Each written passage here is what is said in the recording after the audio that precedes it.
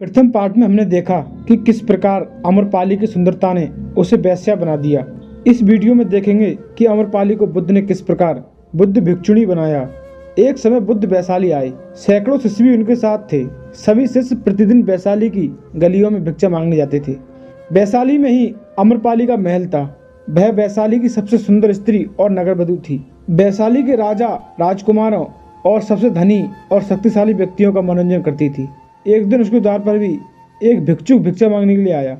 उस भिक्षुक को देखते ही वह उसके प्रेम में पड़ गई। वह प्रतिदिन ही राजा और राजकुमारों को देखती थी, पर मात्र एक भिक्षा पात्र लिए हुए उस भिक्षु ने उसे अनुपम गर्मा और सौंदर्य दिखाई दिया। वह अपने परकोटे से भागकर आई और भिक्षुक से बोली, आइए कृपया मेरा दान ग्रहण करें। उस भिक्षुक के पीछे और भी कई भिक्षुक थे। उन सभी को अपनी आंखों पर विश्वास नहीं हुआ। जब युवक भिक्षु अमरपाली के भवन में भिक्षा लेने के लिए गया तो शिष्य देखते रह गए। भिक्षा देने के बाद अमरपाली ने भिक्षु युवक से कहा, मैं आपसे चाहती हूँ कि आप 4 महीने मेरे महल में रहें।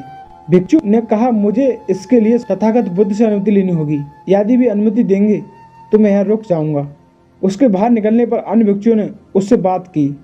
उसने अमरपाली के निवेदन के बारे में बताया। ये सुनकर सभी भिक्षु बड़े क्रोधित हो गए। युवक भिक्षु के बुद्ध के पास पहुंचने से पहले ही कई भिक्षु वहां पहुंच गए और उन्होंने इस वृत्तांत को चढ़ा बढ़ाकर सुनाया।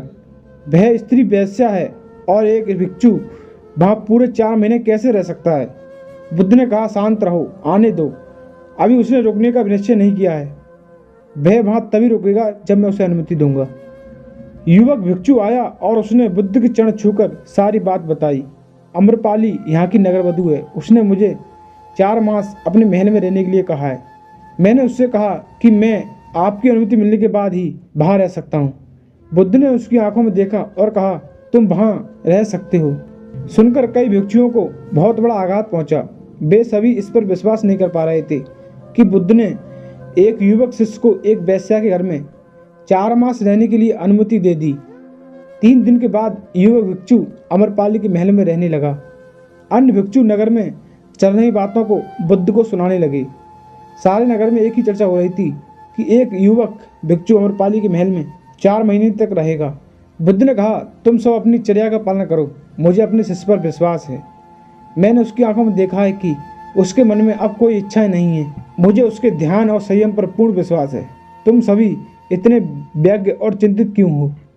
यदि उसका धम्म अटल है तो वह अमरपाली भी उससे प्रभावित हुए बिना नहीं रहेगी, और यदि उसका धम्म निर्मल है तो वह अमरपाली के सामने समर्पण कर देगा।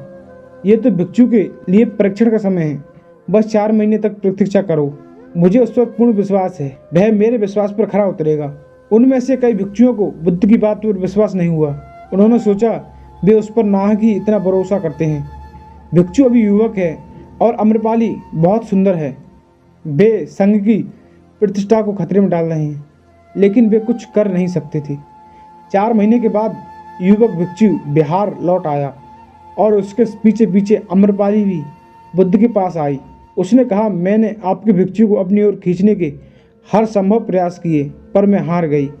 उसके आचरण ने मुझे ये मानने पर विवश कर दिया कि सत्य और मुक्ति का मार्ग है। मैं अपनी समस्त संपदा भिक्षु संघ के लिए दान में देती हूँ। आगे चलकर अमरपाली बुद्ध के संघ में सबसे प्रतिष्ठित भिक्षुणी के रूप में प्रतिष्ठित हुई। धन्यवाद दोस्तों। अगर आपकी कहानी अच्छी लगी हो तो वीडियो को लाइक और चैनल को सब्सक्राइब करें।